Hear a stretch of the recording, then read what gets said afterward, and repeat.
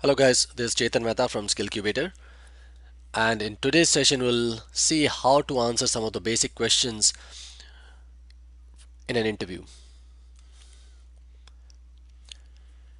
Now, most of the candidates they get these questions and they often get scared in answering them. So to give some context around that, as we do all our work, all the business analysis work is being done as part of the project. Now, most of the questions will be around your project. What did you do in the project? What was your contribution? Who was the client? What was the project all about? So you need to be very thorough with these kind of answers, and there are different ways these answers can be given, but I will give you a very simple, at the same time very effective way of nailing down these kind of questions. So to begin with, let's understand what is a project. So a project is something like you are building something. It can be a tollway, it can be a building, it can be a system application, it can be an airport. It's all about creating that entity which will have a definite start date and a definite end date. And once you are completed, once you are finished creating that, the project is considered to be completed, over. So a temporary endeavor with a definite start and end date, that's a project. Once the project is delivered, you call it as part of operations and maintenance, right? So as some examples I gave, building an airport, a bridge, tollway, system application, right? So it will have a definite start date, a definite end date during which you will build these things, and once these are done, they will be shifted to the O&M mode, what we call the operations and maintenance mode, where we need to still maintain it and we still need to operate it.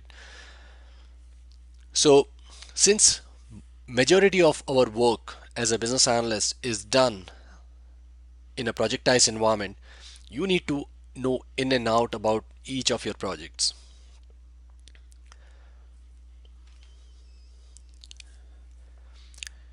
Now this is just a little bit of explanation on what are the different phases of an interview. So the first phase is like an opening phase where both the parties, the interviewer as well as the interviewee, kind of try to understand each other, get acclimatized with the environment, with all the different folks in the interview, right? And it's also what we call a quick snapshot of the experience, of your experience. It's like an elevator talk. You give a quick snapshot of what you did in all these years. That's the opening phase. Then comes the technical phase where most of the questions are around the technical topics, like what is a use case, what is a user story, how do you write the Gherkin syntax, right? What is include, what is extend, right? What are intermediate events in a BPMN? So these kind of things are asked in the technical phase. But the third one is where I want to emphasize, which is the project based questions. So all the questions in this phase are mainly around your projects. What did you do in the project? What was the project all about? Can you please explain some of the issues you had on the project? Right? So these kind of questions. And you need to be thorough with these questions and answers, because this will be the deal maker for you to get the job.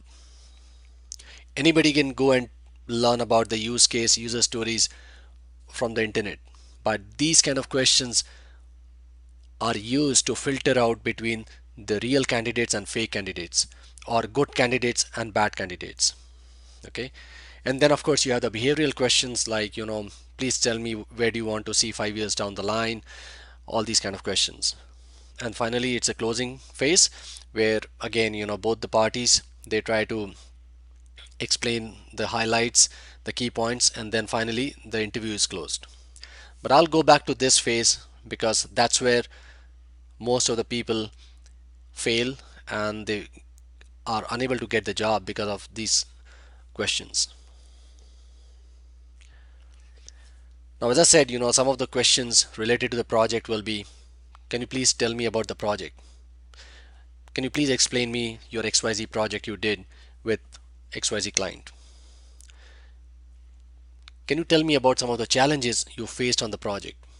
Because if you don't have any challenges, don't have any issues, it's very unlikely that you have worked in that project. What kind of structure you had on the project? What kind of team structure you had? What kind of SDLC environment you had? Can you please tell me what your role was on the project? So these are different questions surrounding the project, but there is a very easy way to tackle all of these questions.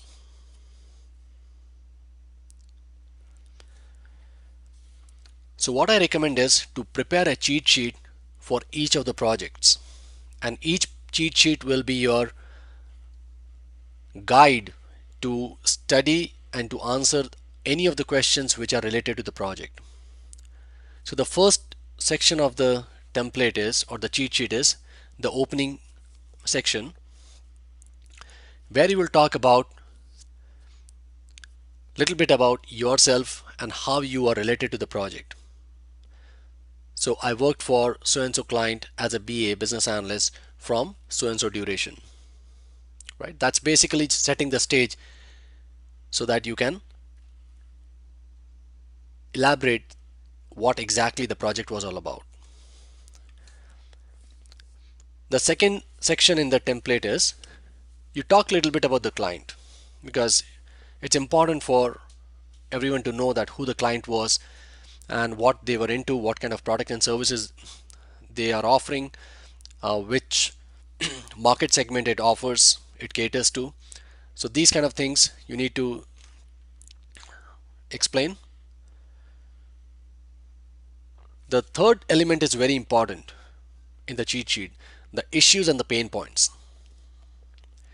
So here you are trying to explain what were the main reasons why the project was initiated. So for example, the lack of automation around the key business processes, right? The client had heavy usage of different COTS tools across different departments. Lack of standardization across the different processes, right? Redundant IT infrastructure, system working in silos, and unscalable architecture. So these are the different pain points, the issues, the bottlenecks the client was facing. So you are trying to first explain the issues so that the next thing what you can do is you can explain the solution, what the solution was in order to address these pain points or issues. So the next section in your cheat sheet is your solution. That is, what was the solution overall at a high level which was implemented in order to solve those pain points. Now you don't have to go into detail and explain each and every requirement, but just keep it at a 10,000 feet level. Just say that we re-engineered the key processes, we automated all the tasks which were done manually, we identified the tasks which were redundant, we eliminated those tasks, right? For example, the application was built on COBOL mainframe. There was a transformation done to move the COBOL mainframe application to the Java based environment. So these are some of the key highlights you should give to explain the solution which was delivered as part of the project. The next section in the cheat sheet will be about the project environment.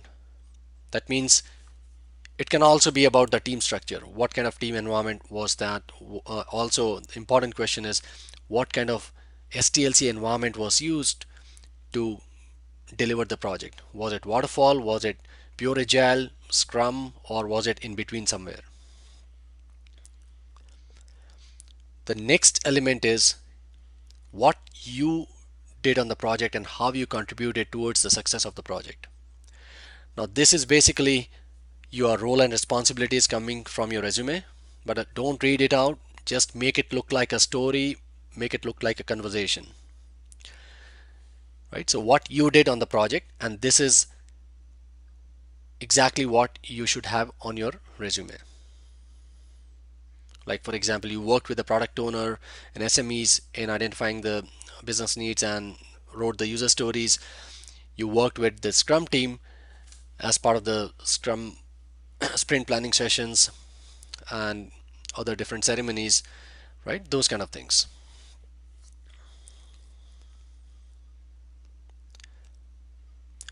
And the last but not the least, you should know the tools you used on the project. So this is also a key element here in getting you the job, that what were the tools you used on the project. Now, some people can also be asked, can you please tell me the version you used, which version of the tool you used? So I would recommend to also have that information handy and prepare yourself for the worst case scenario when somebody is asked that, can you please tell me the version of that MS Visio you used on the project?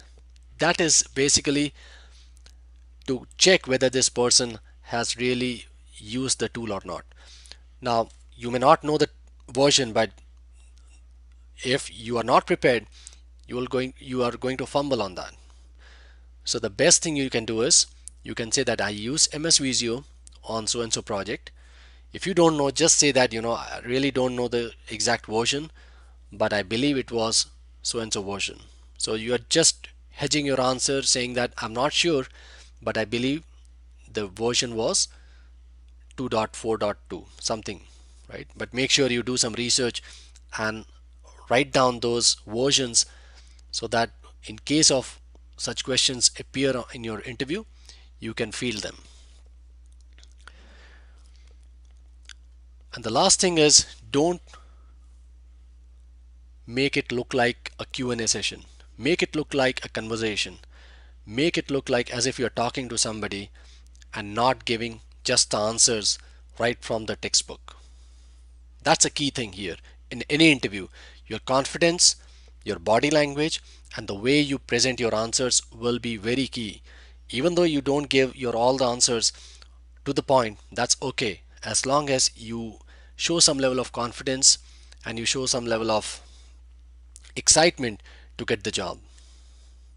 So that's all for now, and thank you all for listening and watching this small video.